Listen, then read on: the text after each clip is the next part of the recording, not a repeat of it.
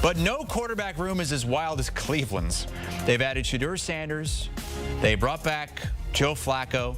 Also drafted Dylan Gabriel. They traded for Kenny Pickett. And Deshaun Watson's still on the roster. He's just recovering from yet another injury.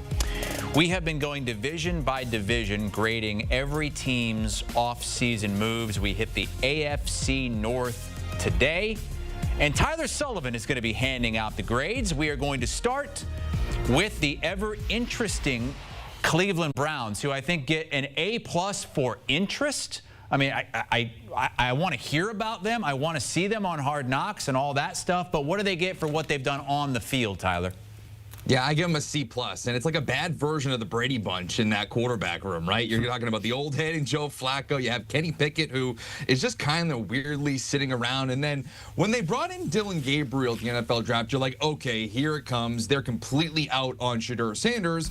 And you get to the 5th round, and all of a sudden, who's the pick? It's Shedeur Sanders. The whole thing is just absolutely confusing. And to me, it says that they're kicking the quarterback decision down in 2026. Yes, they did bring in Shedeur, and that's the guy that everybody was thinking pre-draft could be their answer long-term. And sure, possibly that could be it if it plays out that way. But ultimately, the actions of the Cleveland Browns tell you that they don't view him as a legitimate starting quarterback in the NFL. If they did, they would have taken him in the 2nd round or somewhere in day 2. Who knows? Maybe even in the 1st round if they really wanted to after they traded down. But overall, this team is building for the future. They're adding on defense and Mason Graham with the number 5 overall pick. They're gaining assets by trading down. Overall, this team is not necessarily a contender in 2025. They're looking more towards 2026 and 2027. The next team always feels like they're a contender. They never have a losing season. They're always in the mix. They always seem to overperform. It's the Pittsburgh Steelers. The question is, how can you even assess a grade at this point when the Aaron Rodgers question is still out there? Yeah, exactly, right? I almost want to give him an incomplete here. I'll give him a C+ because overall, I do like what they were able to do. They finally were able to find a wide receiver, trading for DK Metcalf, signing him to that massive contract. But overall, who's throwing him the football? We're still sitting here in Aaron Rodgers purgatory, so it doesn't really matter what this team does. It doesn't matter if you go get DK Metcalf. It doesn't matter if you're making strides on the defensive side by drafting Derek Harmon, or you're kind of, you're getting Jack Sawyer late, who I really liked in the draft. If there's no quarterback here, and right now it's Mason Rudolph, who, I'm sorry, that just does not get me excited. That is the same scenario that you were in a season ago where you could barely get to 20 points per game, couldn't do it down the stretch.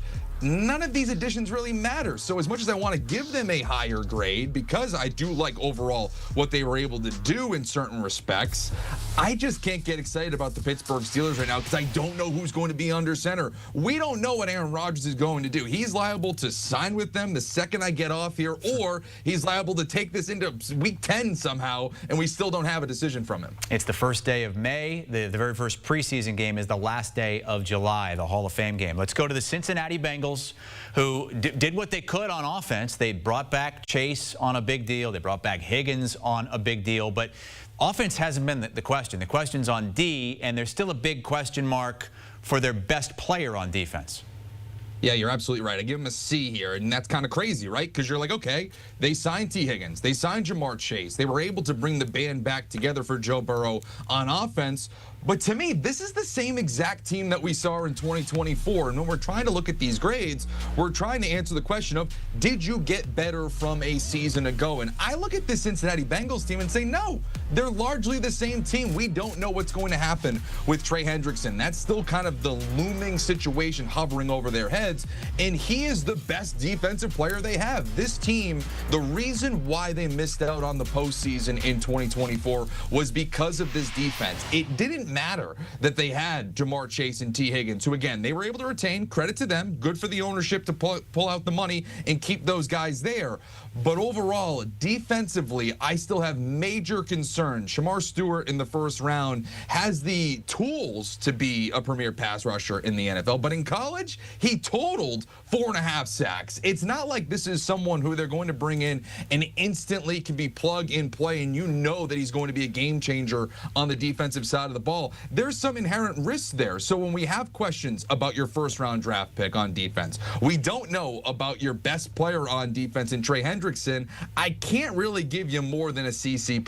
And that's all you've given the 3 teams so far, a C and 2 C+. The last team, the Baltimore Ravens, you look, you don't see that they did a lot, but they've been better than all these other teams the last few years. Did they really need to do that much? Right, and that's where we kind of grade on a curve a little bit, right? Where if you have drastic needs and you don't fill them, well, it's an ultimate failure. If you're a team like the Baltimore Ravens who are in their Super Bowl window, you don't really have to do too much. So I give them a B here because, again, you're kind of just picking on the outside corners of the roster. You bring in DeAndre Hopkins, who I do like. I have my concerns about him. Again, he's going to be 33 years old. He's dealt with some injuries over the last couple of years. Wasn't that impactful with Patrick Mahomes. So you ask the question, okay, if you're not good with Patrick Mahomes, what quarterback could you be good with? And obviously Lamar Jackson in his own right is one of the best quarterbacks in the league, so we'll see how that translates. But overall, I do like the addition of Malachi Starks. I like that they deployed the 5th-year option on Kyle Hamilton. Those two will really help that secondary that drastically needs it. We talk a lot about Cincinnati and their issues on the defensive side of the ball. Baltimore had just as many issues, at least at the beginning of the season, in the secondary. So if you're telling me that they've improved their secondary with Malachi Starks and obviously Kyle Hamilton being who he is, one of the best safeties in the NFL, this team should once again be contending in the AFC. AFC North report card looks like mine from high school. C+ in algebra, C+ in science. I like it, though. Yeah, too many people are like, oh, let's give him a B. You know what? Let's just give him a B. No. Tyler Sullivan is a hard grader. He's like the nun I had in 1st grade, Sister Elia. Oof. Sister what? Elia. God rest her soul. She was 89 back in 1990. Amanda, you requested this promo. Did not. What would you like to say? Promo. I mean, keep it right here on CBS Sports HQ. We literally have everything you need. Why would you ever change the channel? And a lot of Jets talk. We're going to move on from the Jets now. We're going to talk to one of our favorites here, Alex Smith, coming up. There's a lot to talk about. He's doing a new venture. We're going to talk about that. Also, his advice as a former #1 overall pick to another #1 overall pick. And what about the Shedeur Sanders slide?